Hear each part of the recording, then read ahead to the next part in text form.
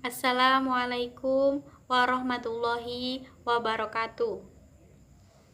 Perkenalkan, kami dari kelompok 1 akan menerangkan tentang ruang lingkup Al-Quran Hadis dan pembelajarannya. Yang pertama, pengertian dari pembelajaran Al-Quran Hadis. Kata pembelajaran yaitu dari dua aktivitas kata belajar dan mengajar. Sedangkan pengertian dari Al-Quran adalah kalam Allah yang diturunkan oleh malaikat Jibril kepada Nabi Muhammad SAW yang berisikan tentang pedoman untuk umat manusia. Sedangkan pengertian hadis yaitu perkataan, perbuatan, dan ketetapan Nabi yang berisi tentang penjelasan dari Al-Quran. Jadi, dapat disimpulkan bahwa pembelajaran Al-Quran dan hadis adalah suatu proses belajar mengajar mengenai bagaimana memahami dan menjelaskan makna dari Al-Quran hadis, serta mengeluarkan hukum-hukum yang terdapat di dalamnya, agar kita tidak salah dalam melaksanakannya. Apa saja perintah dan larangan yang ada di dalam keduanya. Yang selanjutnya akan disampaikan oleh teman saya. Saya akan menjelaskan tentang fungsi dan tujuan dari pembelajaran Al-Quran Hadis. Tujuan merupakan suatu yang diharapkan tercapai setelah proses selesai atau kegiatan selesai.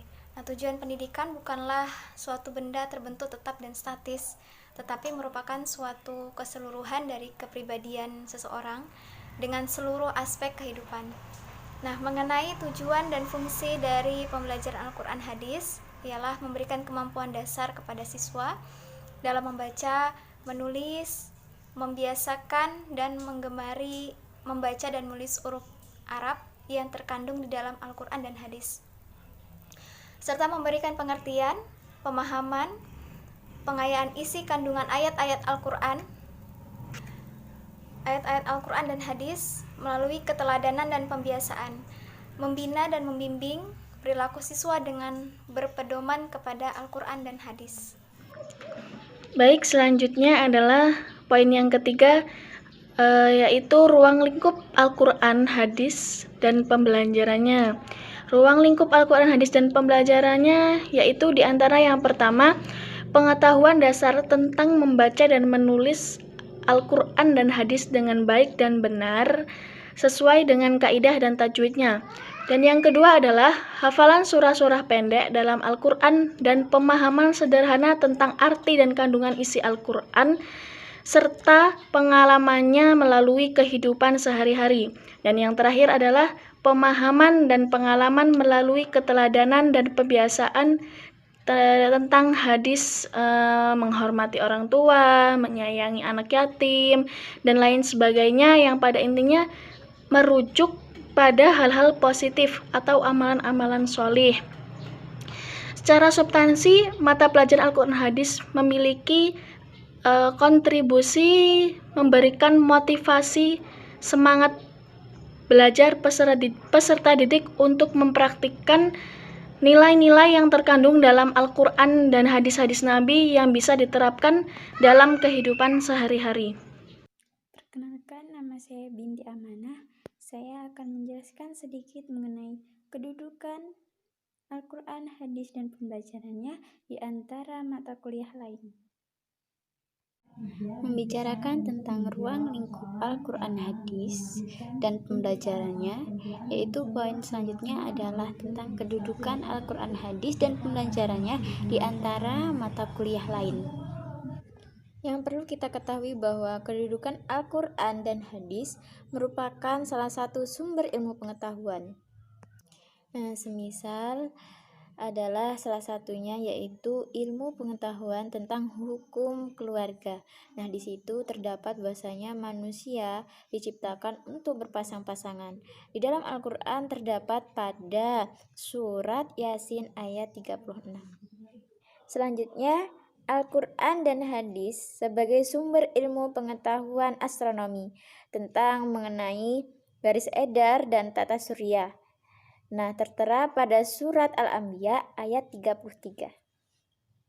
Selain itu, kedudukan Al-Quran sebagai sumber ilmu pengetahuan tentang ilmu biologi, yaitu tentang bahwasanya manusia itu diciptakan 3 tahap. Nah, itu tertera pada surat Az-Zumar ayat 6. Saya Citra Melisa Putri dan saya akan melanjutkan presentasi dari teman saya Binda Amanah. Kedudukan Al-Quran merupakan sumber ilmu pengetahuan, salah satunya ilmu tentang biologi, yang membicarakan tentang fakta jenis kelamin bayi. Terdapat pada Al-Quran Surah An-Nujum ayat 45-46. Contoh lain, fakta tentang sidik jari manusia, tertera pada Al-Quran Surah Al-Qiyamah ayat 3-4. Selain itu, ilmu biologi juga terdapat pada Al-Quran, yaitu tentang menyusui bayi selama 2 tahun. Terdapat pada surat Luqman ayat ke-14.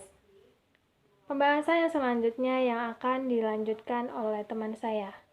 8 fakta tentang relativitas waktu. Albert Einstein pada awal abad 20 berhasil menentukan teori relativitas waktu.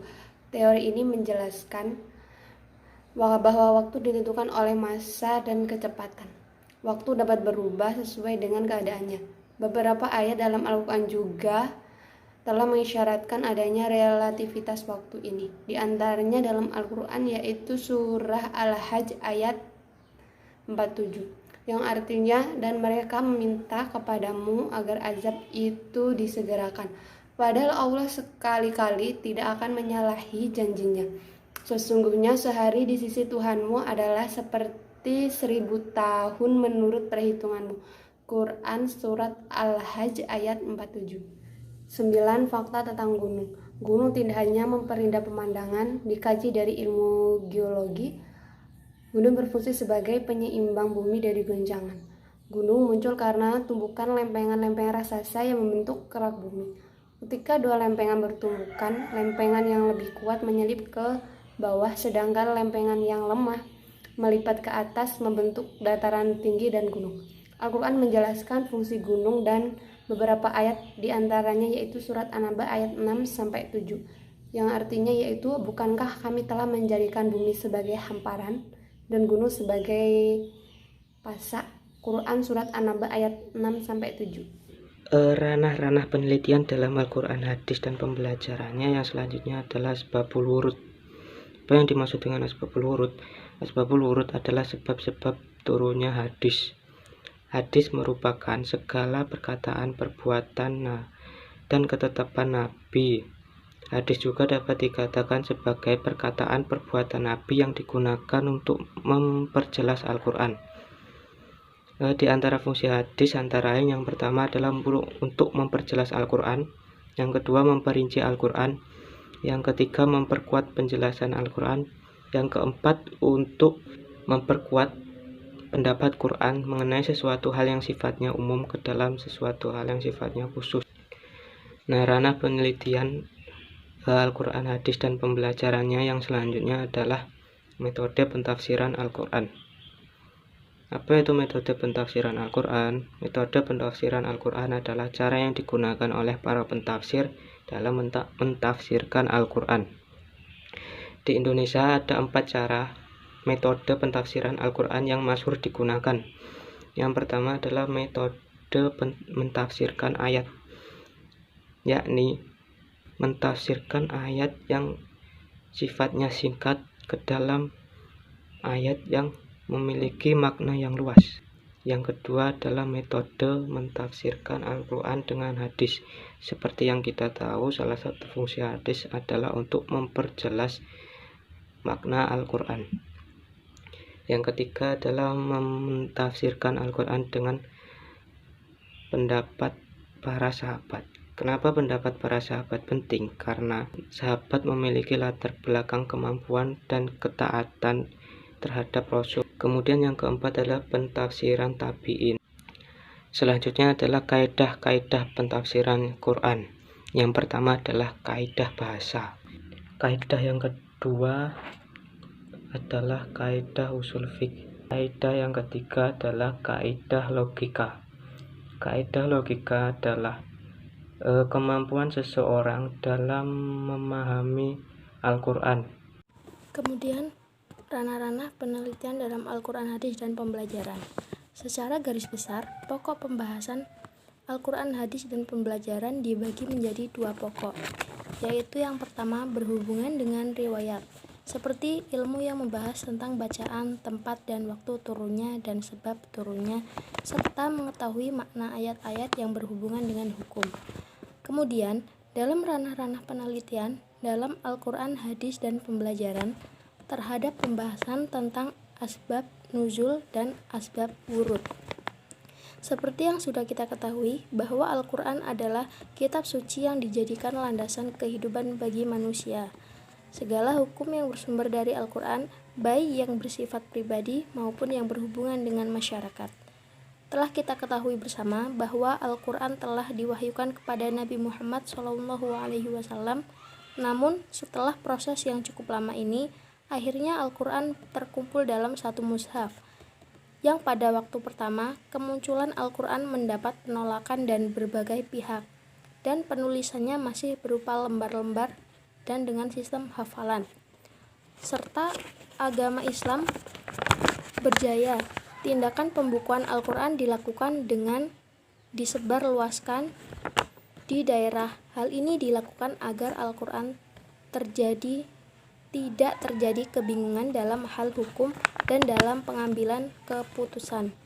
Dari setiap kepala daerah yang menjadi nabi, di setiap daerah yang dipimpinnya, pembukuan Al-Quran juga berfungsi agar lembar-lembar yang ada pada awal kemunculan tidak hilang. Kemudian yang pertama ada asbab an-nuzul. Dapat diartikan sebagai peristiwa atau persoalan yang menjadi latar belakang atau penyebab turunnya suatu ayat Al-Quran. Dengan turunnya ayat tersebut dapat menjadi solusi atau pemberi penjelasan dari permasalahan atau peristiwa. Baik, di sini saya akan melanjutkan materi dari teman saya, yaitu tentang metode kritik hadis. Jadi dari metode kritik hadis ini ada beberapa yang harus diketahui. Yang pertama yaitu kajian tentang matan. Matan ini ada dua kaidah utama, yaitu tidak janggal dan tidak cacat. Lalu dibagi lagi menjadi beberapa kaidah, yaitu tidak bertentangan dengan Al-Quran, tidak bertentangan dengan hadis yang lebih kuat, tidak bertentangan dengan sejarah yang ada, serta tidak bertentangan dengan kebenaran kaidah-kaidah ilmiah. Lalu kritik matan ini harus mempunyai dua cakupan, yaitu yang pertama untuk mengupayakan mengetahui benar tidaknya suatu matan hadis, lalu untuk mendapatkan pemahaman yang benar tentang kandungan yang terdapat dalam matan hadis tersebut. Baik, selanjutnya yaitu tentang sanad hadis. Jadi untuk sanad hadis ini ada beberapa kriteria dari para ahli ilmu hadis untuk melakukan penelitian kritik sanad hadis. Yang pertama itu ta'rij al-hadis, yaitu langkah iktibar dalam menyusun skema sanad, lalu langkah meneliti biografi periwayat dan kualitas riwayatnya, serta langkah menentukan kesimpulan terhadap suatu derajat hadis yang diteliti. Adapun mengenai tingkatan sanad yang melekat pada diri periwayat berhubungan erat dengan biografi periwayat tersebut, yang menekankan pada kualitas pribadi periwayat hadis tersebut.